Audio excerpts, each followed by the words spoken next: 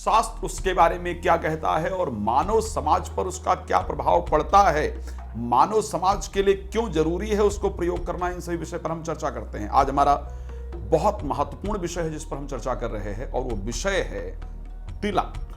अगर हम वेदों में देखें, शास्त्रों में देखें, अगर हम देवताओं को देखें, तो मैं सत्य कहता हूं कि कोई भी ऐसा देवता नहीं है, कोई भी ऐसी देवी नहीं है जिसके मस्तिष्क पर आप तिलक नहीं देखेंगे।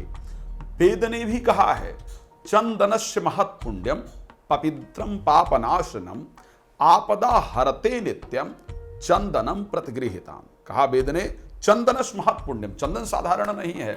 तिलक लगाने से हमें हमारे किए गए पुण्य कर्म का फल प्राप्त हो जाता है।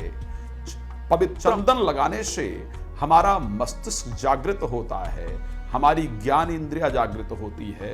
पापनाशनम, जीवन में किए गए जो हमारे पाप इत्यादि हैं वो नष्ट हो जाते हैं और मस्तिष्क को ये समझ आता है कि एक्चुअल में सही क्या है और गलत क्या है।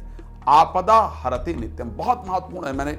मैंने इस श्लोक को मैं बताना चाहता हूं और उसके बाद मैं प्रयास करूंगा कि आप सबको बताऊं कि आज के समाज में इसने किस प्रकार से आपदाओं का हरण किया है।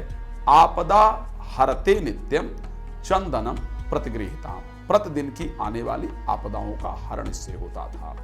शास्त्र ने एक और चीज कहा, जब हम देवताओं को चंदन अर्पण करते हैं तो वेद में एक मंत्र आता है, श्रीखंड चंदनम दिव्यम गंधाढ़ मनोहरम विलेपनम श्री श्रेष्ठा चंदनम प्रतिगृहीताम। श्रीखंड चंदनम दिव्यम गंधाढ़ सुमनोहरम विलेपनम सूर्य श्रेष्ठा। देवताओं के लिए जो सबसे इंपॉर्टेंट है, जो सबसे श्रेष्ठ है, उसमें चंदन को एक महत्वपूर्ण स्थान दिया गया। बहुत बड़ा विषय है कि भाई अगर मैं उठा करके किसी भी देवता की बात करूं, हर देवता के मस्तक पर चंदन, और देवताओं ने बड़े महत्वपूर्ण कार्य किए, इसीलिए उनको देवता कहा जाता है। मैं अगर पुरातन समय के अंतर्गत जाऊं तो इवन मैं अगर जिनको राक्षस कह सकता, उनके मस्तक पर भी हमने चंदन देखा है।